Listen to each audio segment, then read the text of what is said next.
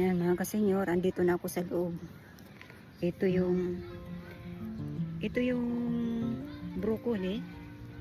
Yan, ang tangkad na. Pero tika muna, kailangan isarado ko muna yung pinto. Hindi ko nasarado.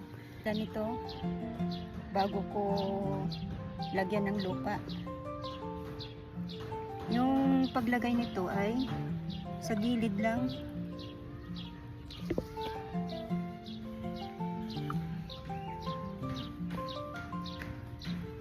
Kailangan dito lang sa may gilid.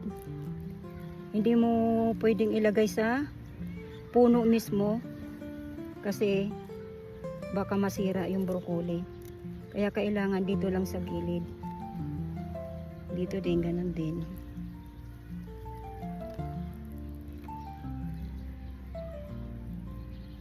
Medyo kailangan madami-dami ng konti. Ubus na agad. Kung may dala naman akong reserba, ito.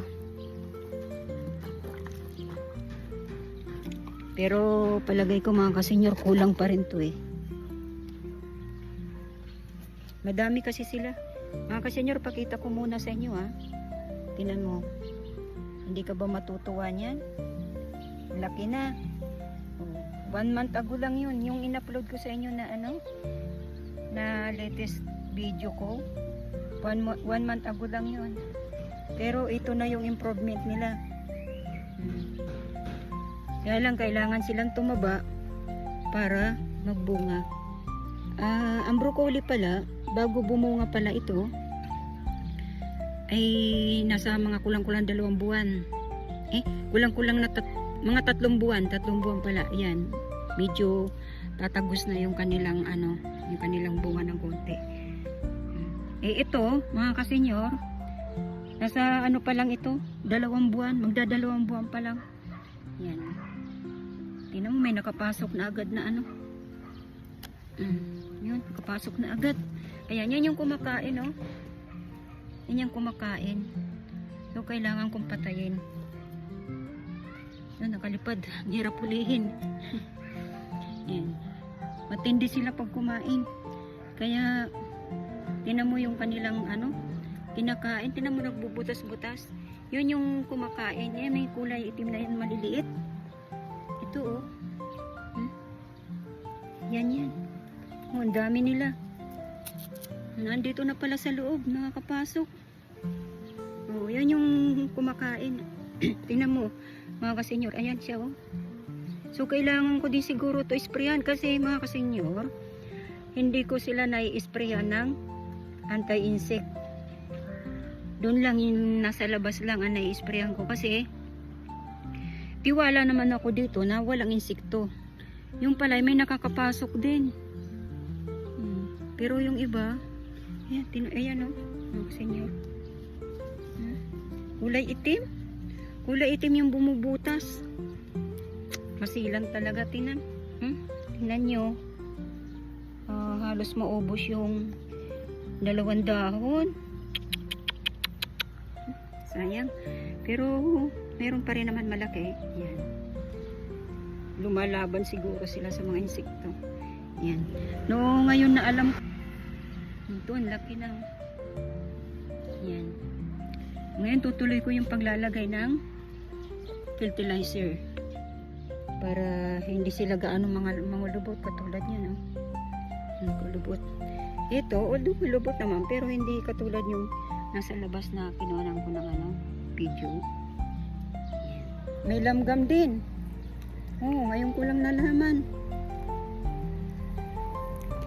I-sprayan ko na ulit sila dito. Niingatan ko pa man din ito mga kasenyor kasi titingnan ko kung talagang mabubuhay sila sa mainit na lugar.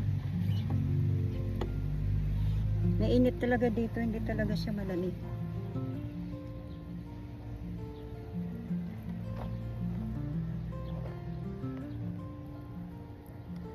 Walang kalamig-lamig. Hindi katulad ng bandang Amadeo, bandang Alfonso, silang yan, medyo malamig dun. Pero dito, mainit talaga. Nasa ano kami, mga kasenyor, nasa may General Trias. Kaya walang lamig. Pagka kinulang ito, bukas ulit gagawa ako ulit ng ano, fertilizer, magtitimpla. Tinitimpla kasi ito. Pero palagay ko kulang eh. Ilang puno lang ang nalagyan ko. Bukas itutuloy ko ulit yung paglalagay.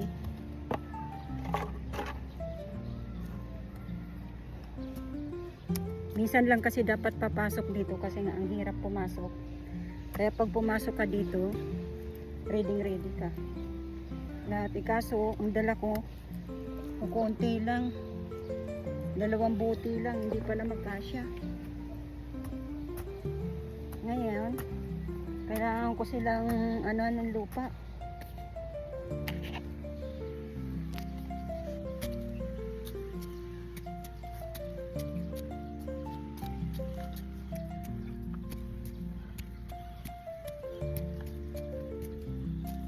Mga kasenyor, malambot yung lupa.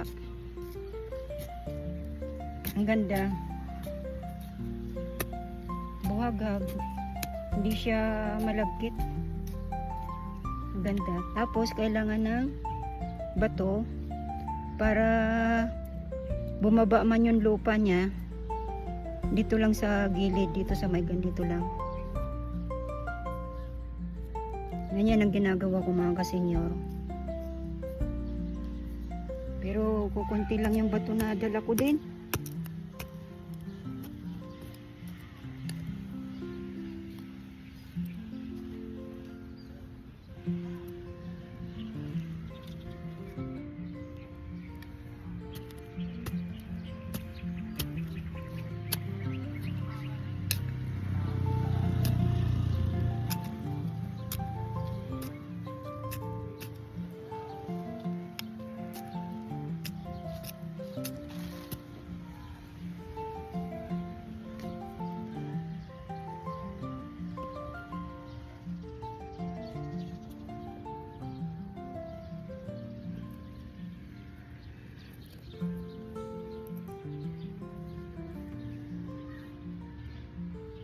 Parang ang bilis ng paglaki nila.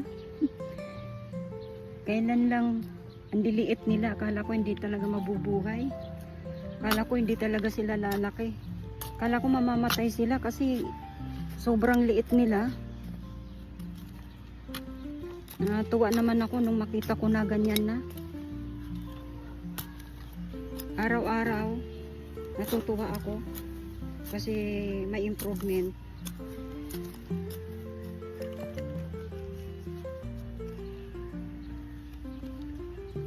Ano na lang, antayin ko mga 2 months. Siguro 2 months meron na silang ano. After 2 months baka meron na silang bunga. Sana nga. Yun yung pinaka-antay-antay ko.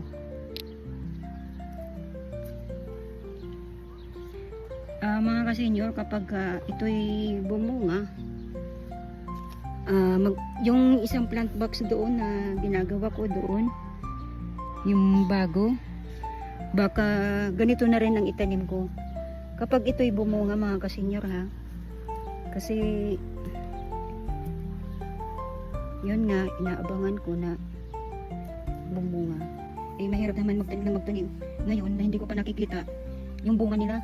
Ayaw ko magtanim kasi baka hindi naman sila magbunga. Kaya pag nakita ko na mayroon ng mayroon maliliit na umaan sa dulo nila, umuusbong. Ayun, magtatanim na ako doon, ipiprepare ko na. Kasi meron pa ako doon may mga seedling pa ako doon ng broccoli, ang dami pa. Kunti lang yung inano ko kasi nga trial lang. Baka hindi kasi nga sobrang init dito. Ganito naman. Medyo makikita mo naman yung ganda ng broccoli. Pero mas matutuwa tayo mga kasenyor kapag may bunga na. Pwede rin ma-encourage kayo magtanim kahit sa mainit na lugar. Basta alagaan nyo lang. Hindi rin biro mga kasenyor magtanim nito. Kasi talagang alaga mo. Umaga tapon ng dilig. Tapos nadagdagan mo ng lupa. Yan. Marami pa akong hindi nadagdagan. Ayun, hindi ko pa nadagdagan. Yan. Wala pang lupa yan. Bukas na. Dagdagan ko hanggang sa matapos. Pero yung nasa labas, na gawan ko na yun, dagdagan ko na. Ito, dagdagan ko na siya. Pero ang taas niya pa rin. Mataas pa din. Ayan, may insekto. May insektong nakapasok. Ayan. Kailangan mapatay. Ayan. Yan yung mga kumakain sa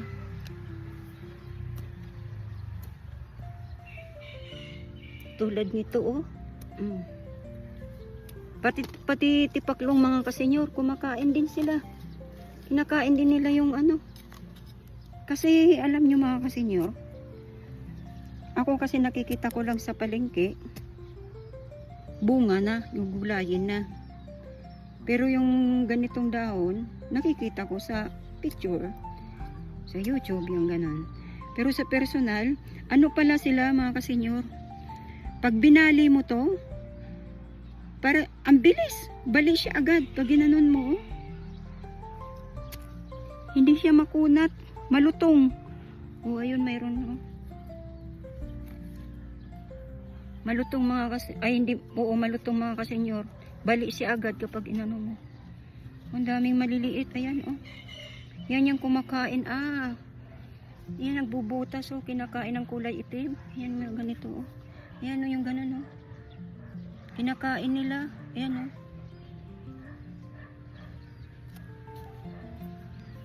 Pero pag inisprayan ko yan, hindi yan lalapit dyan. Ayan. Buti na lang pumasok ako dito mga kasenyor. Ngayon ko lang sila nakita na 2 weeks ago na. Kasi nung maglagay ako nito, 2 linggo nang nakakaraan. Hindi ko napansin na may mga itim na kumakain. Kaya hindi na ako nag-i-spray ng anti-insect. Yung pala'y marami pala, oh. Ang dami nila dito sa loob. Yun yung kumakain ng dahon. O ngayon, i-sprayan ko na sila mamaya. Siguro dito sila lumulusot. Dito, oh.